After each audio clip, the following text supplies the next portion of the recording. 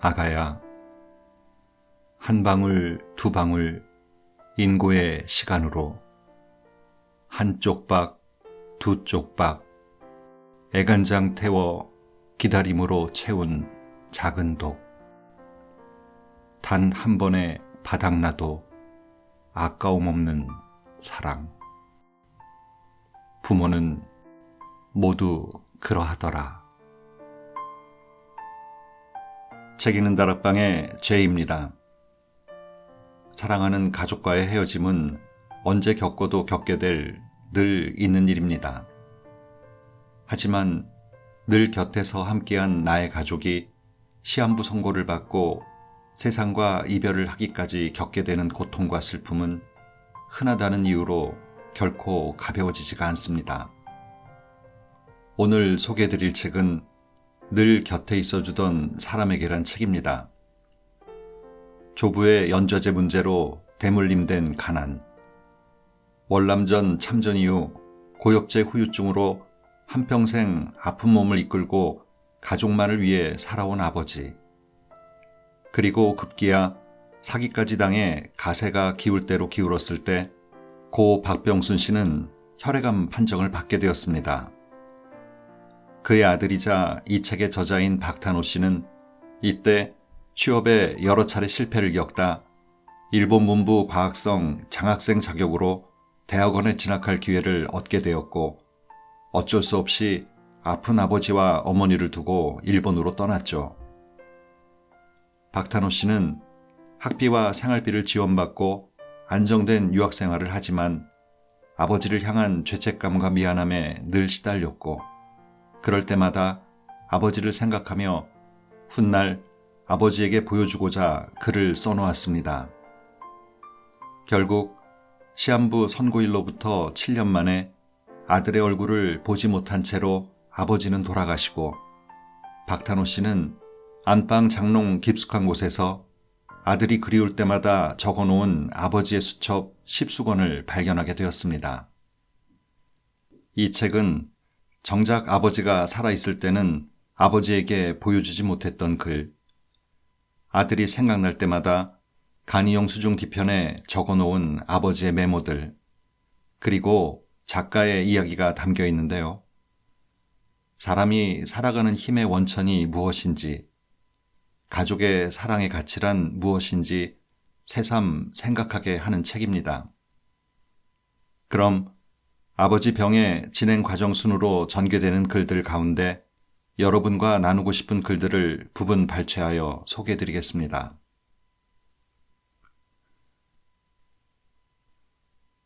2010년 8월 20일 다발 골수종이라는 병이 있다. 혈액암이라 불리기도 하는 이 희귀병은 암세포가 온몸을 타고 돌며 뼈를 녹인다. 이 과정에서 혈소판 수치가 큰 폭으로 떨어지면서 면역 약화와 출혈 위험에 노출된다. 그 결과 다발 골수종 환자들은 각종 합병증에 시달리는 게 일상이며 수술이 불가피한 상황에도 수술대에 못 오르는 일이 비일비재하다. 캡슐 한 알로 암세포 찌꺼기까지 잡아내는 현대의학도 이 무서운 병에 대처할 만한 완벽한 해결책은 밝히지 못했다. 조혈모 세포이식 수술을 통해 어느 정도 치료는 가능하지만 다른 암에 비해 생존율이 낮고 재발률이 높은 데다 각종 합병증을 유발하는 탓에 환우들은 24시간 긴장의 끈을 놓지 못한다. 그런 무서운 병이 우리 일상에 찾아온 건 2010년 8월. 아버지가 심한 빈혈 증상과 함께 의식을 잃었다. 세 차례의 검진 끝에 다발 골수종이라는 낯선 병명과 함께 조혈모 세포이식을 권유받았다. 하지만 기울 대로 기운 가세, 자식놈 학비 걱정에 아버지는 치료를 망설였다. 아버지의 일기 2011년 6월. 내게 주어진 시간을 내 바라는 대로 더 만들 수도 더 채울 수도 없다. 얼만지 그 길이를 가늠할 수 없는 아껴야 할 시간. 좀 더 인간적으로 혹은 좀 더 다듬어서 개성 있는 그림 마냥 예쁘고 아름답게 살고 싶다. 2011년 추정. 단호야, 어른이란 본인이 선택한 길에 책임지는 존재란다. 머지않아 내가 사회인이 되면 지금보다 더 복잡한 갈림길에서 고민할 일도, 내 신념을 시험하는 악몽 같은 순간도 생길 거야. 그럴 땐 너무 복잡하게 생각 말고 하나만 기억해 두어라. 아무리 큰 쾌락이라도 바르지 못함은 행하지 마라. 아무리 행하기 어려운 일이라도 바른 길이라면 그를 택하라. 두려움과 후환이 없는 즐거움이 올 것이다. 붙이지 못한 편지. 2012년 8월. 그런 날이 있다. 이유 불문하고 내 편이 되어줬으면 하는 날. 설사 내가 옳지 않더라도, 내 생각에 동의하지 않더라도, 그래, 내가 속이 많이 상했겠네 하고 토닥여주길 바라는 날. 어제가 바로 그런 날이었다. 이런저런 일로 왕창 깨지고 집에 돌아온 날, 부모님께 전화를 걸어 한참을 칭얼거렸다. 큰 걸 바란 것도 아니고, 아이고, 오늘 하루 마음고생 많았구나. 그 한마디면 충분했다. 하지만 돌아온 건 위로 대신 꾸짖음이었다. 예상을 벗어난 대화는 한치 양보 없는 설전으로 이어졌다. 어느 쪽이 먼저인지는 모르겠지만 탕하는 방아쇠 소리와 함께 고성을 내질렀다. 화를 머금은 감정적인 대화가 오가기 시작했다. 대화 말미에는 우린 널 그리 안 키웠다. 넌 이제 우리 자식이 아니다. 라는 말까지 나왔다. 넌 이제 우리 자식이 아니다. 진심이 아님을 알지만 분노했다. 그날 이후로 더 이상 부모님께 전화를 걸지 않았다. 한 달, 두 달. 부모님으로부터 걸려오는 전화도 없었다. 한편 이 즈음에서 순조롭기만 하던 일본 생활에도 틈이 보이기 시작했다. 일본의 독도 망언과 함께 격앙된 한일 관계, 위안부, 역사 왜곡 문제로 옳은 말 한 번 했다가 주변 일본인들과 싸움 난 일, 혐한 교수와의 설전 등 좋지 않은 일이 연거푸 찾아왔다. 서서히 지쳐갔다. 그러던 어느 날 한 통의 전화가 걸려왔다. 엄마였다. 두 달 만에 듣는 목소리가 반가웠지만 어색해질 대로 어색해진 사이에 좋은 대화가 오갈 리 없었다. 시종일관 서로에게 냉담했다. 형식적인 안부 몇 마디만 묻고는 대화를 끝내려 했다. 그때 니 진짜 너무한 거 아이가? 너네 아빠 그날 이후로 화병 걸려서 알아 누웠다. 안 그래도 한 달에 일주일은 입원 신세 져야 하는 사람인데 네가 무슨 짓을 한 줄 아나? 며칠 전에는 구급차에 실려가 검사를 받았는데 모든 수치가 최악으로 나왔다. 이대로면 얼마나 살지 모른다 카더라. 니는 꼭 그렇게 니네 아빠 마음을 아프게 해 했나? 설사 그날 화가 나서 전화를 끊었다 치자. 바로는 아니더라도 일주일 안에는 전화 한 통 걸어줬어야지. 그날 이후로 한 달 내내 밥도 못 먹고 전화기만 들여다보다 쓰러졌대이. 어쩜 자존심 세고 성질 들어온 건 너그 애비랑 똑 닮았노. 너네 아빠도 똑같다마는 미안하다는 말까진 아니더라도 아빠 잘 지내나 하고 한번 물어봐 줬어도 일이 심각해지진 않았을까 아이가. 니는 꼭 그렇게 부모를 이겨먹어야 속이 시원했나. 이제 엄만 모르겠다. 전화를 하든 말든 네 알아서 해라. 아빠가 쓰러졌다니. 지독한 항암 치료도 극한의 이식 수술도 이겨낸 아빠가 고작 화 한 번 낸 것 가지고 쓰러졌다니. 말이 안 됐다. 그러다 문득 그날의 마지막 순간이 떠올랐다. 내 편이 되어줬으면 하는 마음에서 시작된 푸념이 왜 항상 엄마 아빠는 나를 제한하려 하고 당신들의 틀에 맞추려 드는가.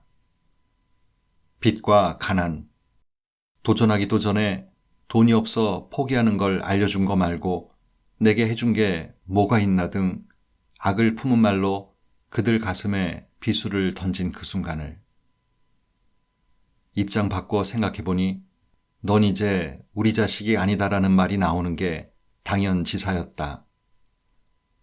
이런 걸 바란 게 아닌데 그냥 내 편 한번 들어줬으면 한 건데 어디서부터 잘못된 것일까? 행여나 이대로 아빠가 세상을 떠나버리면 나는 어떻게 살아야 하나? 나는 잘못한 게 없어라는 알량한 자존심은 사라진 지 오래였다. 서둘러 당신께 전화를 걸었다. 아빠, 미안. 진짜 미안. 그럴 마음은 없었어. 그 당시에는 아빠가 내 편이 되어주길 하는 마음에서 푸념한 건데 야속하리만치 내 말을 안 들어줘서 화낸 게 아빠한테 큰 상처를 줘버렸네. 내가 본심으로 그런 말 한 게 아니야. 엄마 아빠가 가난하다고 해서 한 번도 원망한 적 없어. 그러니까 얼른 털고 일어나. 아프지 말라고. 자식이 불효했다고 한순간에 푹 하고 쓰러질 사람 아니잖아. 내가 다 잘못했으니까 얼른 일어나서 집에 가자. 아프지 말자. 맘에도 없는 말로 상처 줘서 너무 미안해. 울먹이며 내 마음을 털어놓았지만 전화기 건너편에서는 아무런 반응이 없었다. 한참 동안 침묵이 이어졌다. 그러다 얼마 후 울먹임 섞인 따스한 목소리가 돌아왔다. 괜찮다. 아빠도 미안하대. 네 편 들어주지 못해서. 힘들었을 네 마음 헤아려주지 못해서. 위로해주지 못해서 미안하대. 부모답게 굴지 못해서 미안하대. 아빠는 괜찮으니까 너도 항상 건강해라. 아빠 얼른 일어날게. 아빠 말대로 조건 없는 사랑으로 이루어지는 게 가족인데 자존심 그게 뭐 그리 대수라고. 내 생각만 하다 아빠 엄마 가슴에 대못 박아서 미안해. 아니다. 아빠도 그때 네 편 못 들어줘서 미안하대. 정말 미안하대. 그날 밤 우리는 그간 묻지 못한 안부와 가슴속에 묵혀두었던 한마디 두마디로 꽁꽁 뭉쳐있던 응어리를 풀어냈다. 2012년 9월 변함없는 아들, 사랑하는 아들. 시작과 끝, 만남과 헤어짐이 하나라서 영원한 것이 없고 영생이 없는 것이 진리란다. 우리가 살아가는 유한의 시간을 행복이란 아름다운 색상으로 꾸밀 수 있는 자는 행복을 맛볼 것이며 행복을 다스리지 못하여 스스로를 먹칠하는 자는 그 삶 자체가 불행일 테지. 우리의 인생에서 제일 소중하고 가장 필요로 하는 것이 행복하긴데 오늘날 우리는 그 공부를 외면하고 권금을 제일로 추구하며 살아가는 어리석음을 범하고 있지. 나 자신도 이제야 후회하지만 이미 때가 늦었어. 행복이란 자신의 마음을 자유자재로 다룰 수 있어야 얻을 수 있는 것이란다. 하지만 오늘날 이 소중한 것을 부모도 선생도 가르치질 않으니 세상은 각박해져 가고 메말라갈 뿐이구나. 아들아, 매번 고난에 부딪힐 때마다 숨 한 번 크게 들이쉬며 가슴에 우주를 담아보거라. 행복의 싹이 트리라. 아들아, 부모의 자식에 대한 사랑은 대가와 바람이 없는 사랑이란다. 어떠한 미움과 잘못도 녹여낼 수 있는 것이 자식에 대한 부모의 사랑이란다.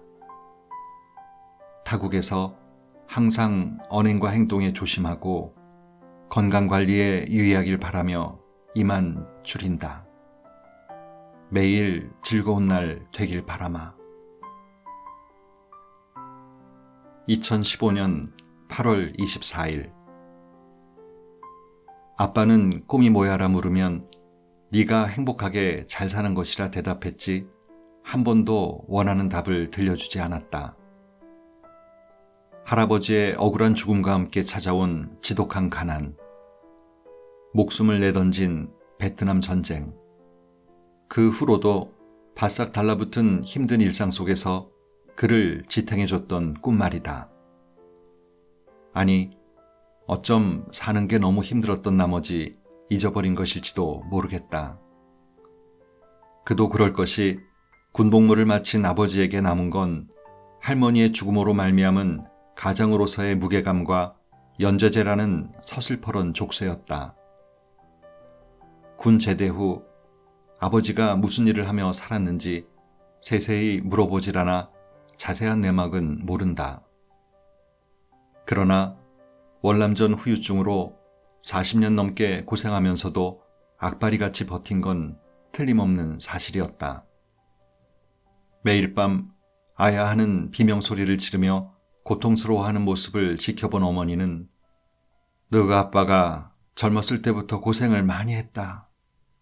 늘 선하고 열심히 산 사람인데 운이 없어 매번 고생만 한다.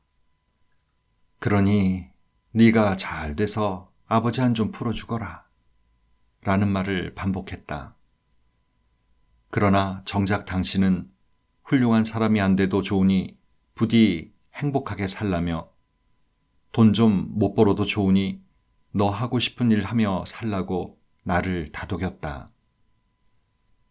인생을 돌아본다는 말을 꺼내기엔 아직 이른 나이지만 한 번씩 떠올리는 부모님의 예전 일상엔 여유가 없었다.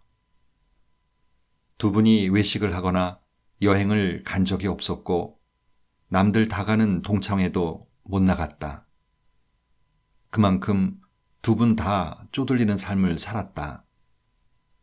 그런데 최근 들어서는 두 분이서 여행도 다니고 근교로 나가 외식도 한다는 이야기를 접한다. 남들에게 당연했던 일상이 우리 가족에게도 보통날로 다가오는 듯하여 마음이 놓인다. 그리고 얼마 전 부모님은 여비 이모네 가족과 제주도로 동반여행을 떠났다. 그런데 나와 함께 하지 못한 게 마음에 걸렸던 모양이다.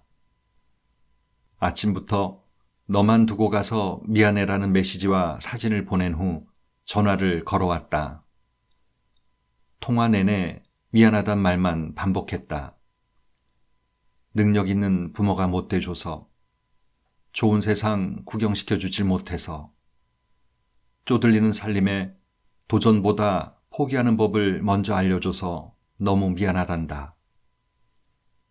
대체 두 분은 뭐가 그리도 미안한 게 많은 걸까? 바라건대 그런 감정은 안 가졌으면 한다. 오히려 부모님께 받은 사랑을 오롯이 돌려드리지 못한, 이 나이 먹도록 제대로 된 효도 한 번 못한 내가 더 미안하고 송구스럽다. 그러니 제발 내 걱정일랑 붙들어 매고 두 분의 행복만 바라보며 사셨으면 한다. 고향집 현관에는 2020 더하기 5라는 숫자가 적힌 한지가 붙어 있다. 이는 2025년까지 맑고 건강하게 힘 닿는 한 주변 사람들에게 도움 주는 삶을 살다 가겠다는 아버지의 희망을 담아낸 것이다. 비록 지난날의 꿈을 이루진 못했지만 두 손으로 꾹꾹 눌러 쓴 2020 더하기 5라는 바람과 자식이 박사과정 수료하는 모습을 지켜보겠다는 그 소원만큼은 꼭 이루시길. 지독한 병마와의 싸움에서도 지지 않고 오래오래 건강하시길. 나 또한 남의 나라에서 치열하게 살아남을 테니. 2016년 9월 29일 항암 치료에 신부전증, 대상포진에 폐렴까지. 여느 때보다 힘든 여름을 보내다 간신히 태어나던 날, 어지럼증으로 병원 계단에서 굴러 넘어지면서 척추를 다친 아버지. 그날 이후로 병세가 악화된 당신이 걱정스러워 연락하는 횟수가 부쩍 늘었다. 탄호 요새 자주 전화해주네. 밥 먹었나? 진작에 이리 자주 연락했으면 얼마나 좋았을까.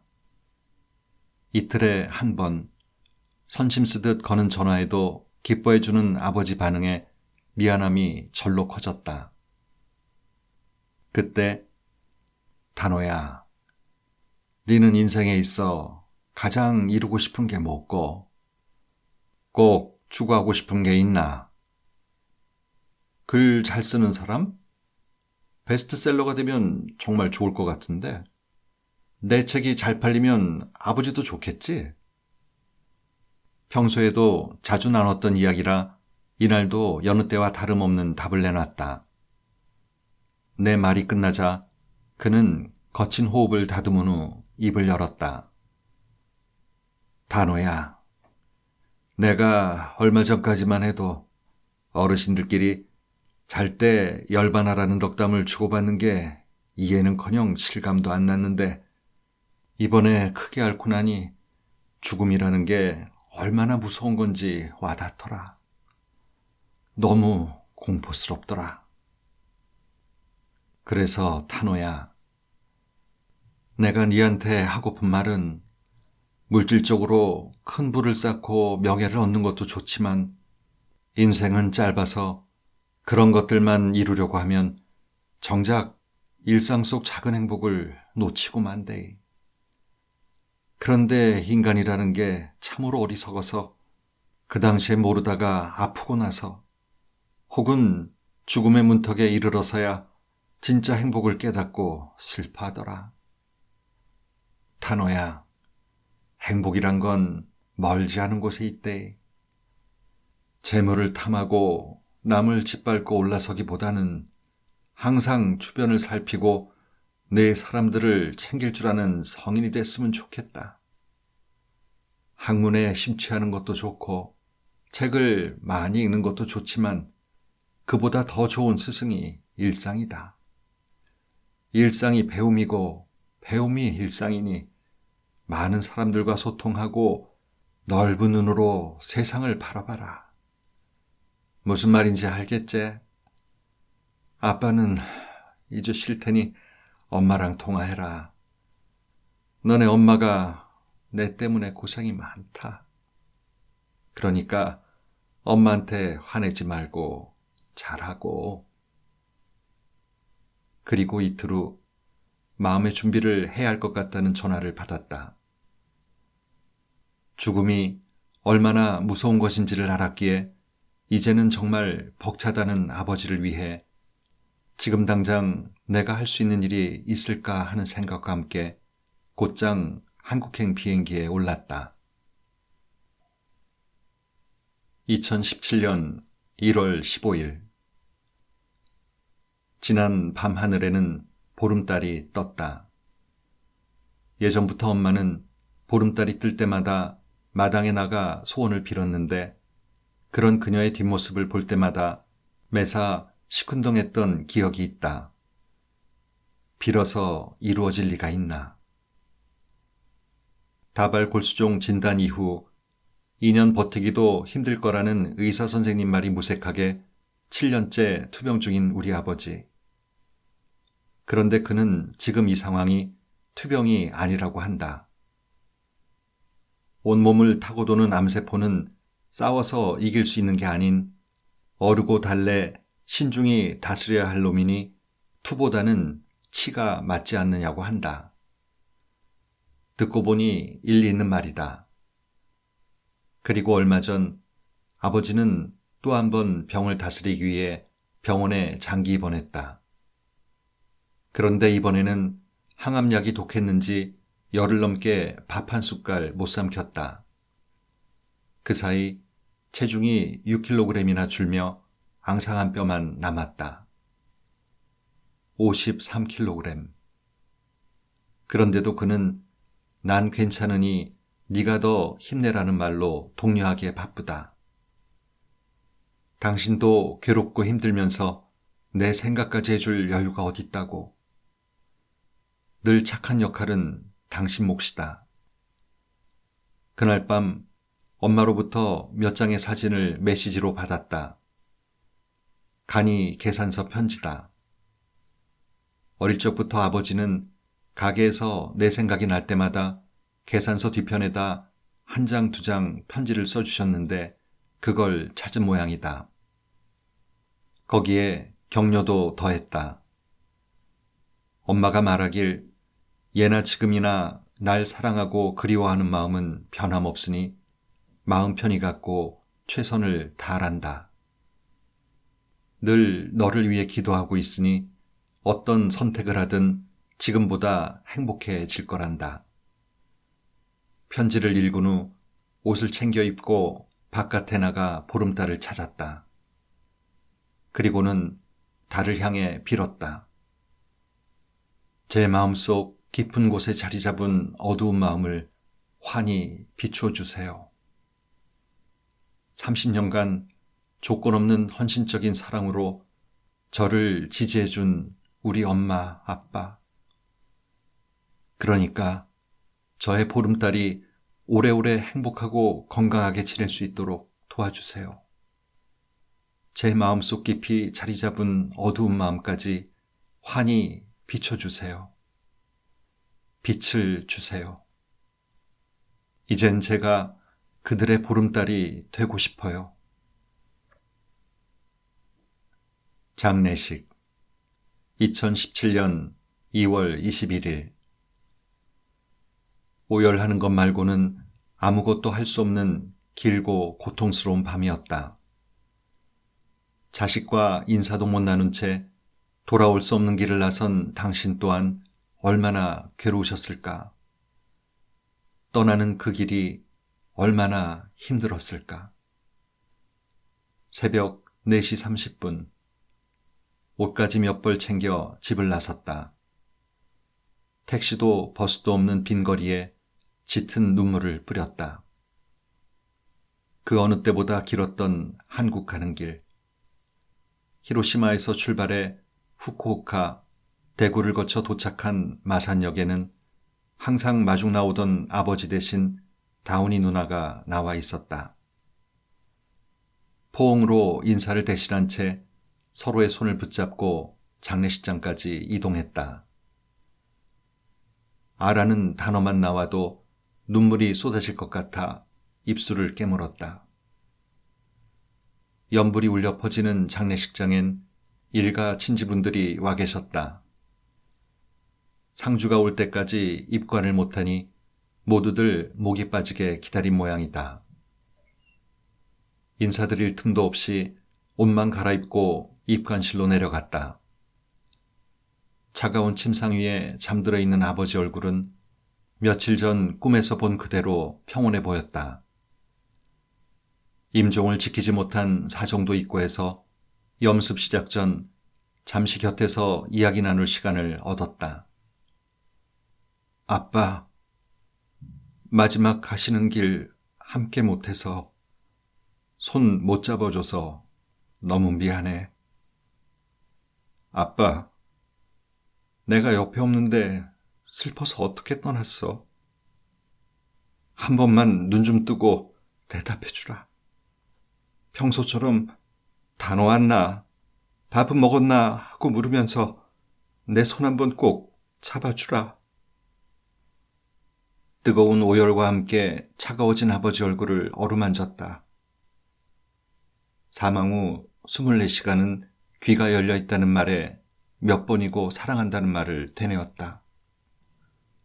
주어진 시간이 흐르자 상조 아주머니가 다가와 염습과 입관 절차를 밟기 시작했다.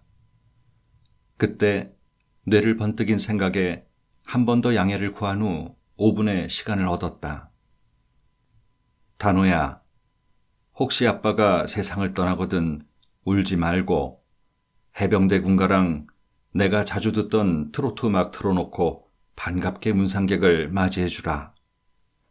화환은 필요 없고 생전에 내가 남긴 시집 몇 장만 곳곳에 걸어주라. 알겠지? 엄마랑 네가 슬퍼하는 모습을 보면 내가 어찌 발걸음을 떼겠노? 꼭 그렇게 해주라. 그러나 이미 모든 준비가 끝난 장례식장에선 그 약속을 못 지킬 것 같아 쓸쓸한 입관식에서나마 당신 얼굴을 어루만지며 미리 녹음해둔 음악을 틀었다. 아빠 잘 들었제? 이젠 내가 아빠한테 할 말이 있어. 이것도 좀 들어줘? 밤새 생각해온 말이 많거든. 오래 안 붙잡고 빨리 끝낼 테니까 잠깐만 기다려봐. 자, 그럼 시작한다. 아버지, 낳아주셔서 고맙습니다. 조건 없는 무한한 사랑 주셔서 고맙습니다. 표현할 줄 아는 아이로 키워주셔서 고맙습니다. 엇나가지 않게 이끌어주셔서 고맙습니다. 성공보다는 행복을 추구하는 사람이 되라고 무수한 실패 속에서 좌절하지 않도록 따스하게 보듬어 주셔서 고맙습니다. 이제 아버지 몫까지 열심히 살겠습니다. 후회 남지 않게 최선을 다하겠습니다. 당신이 늘 말씀하셨듯이 나 하나 잘 살자고 타인을 수단화하거나 내 욕망을 위해 남의 가슴에 상처 주는 어른은 되지 않겠습니다. 그렇게 하나둘 아버지와 나눈 약속 모두 이룬 후 당신 곁으로 가는 날, 당신 자식으로 태어나 자랑스러웠습니다. 아버지 몫까지 후회 없이 열심히 살았습니다 하고 말할 수 있는 사람이 되겠습니다. 감히 아버지의 사랑에 견줄 수 없겠지만 이제 어머니는 제가 잘 지킬게요. 너무 걱정하지 마세요. 사랑합니다. 사랑합니다. 아버지의 일기 2013년 추정. 여보야, 나의 보물이시여. 여보야, 인제 보니 잘 다듬어진 보석이구려. 정으로, 미움으로, 노여움으로, 사랑으로 다듬 방망이질하다 수많은 날이 흘러 보석이 된 그대. 나의 보물이여라. 2016년 추정. 여보, 사랑해. 당신의 간섭이 사랑이라는 걸 왜 몰랐을까? 추운데 떨까봐 걱정되어 한 말인데 막힌 남자. 당신은 내 삶이 노루꼬랑지만큼 남은 걸 생각하며 더욱 잘해주려는 마음일 텐데 미안.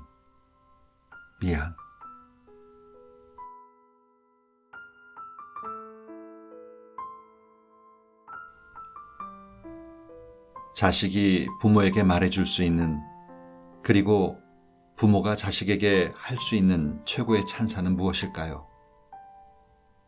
부모님의 자식으로 태어나게 해주셔서 감사합니다.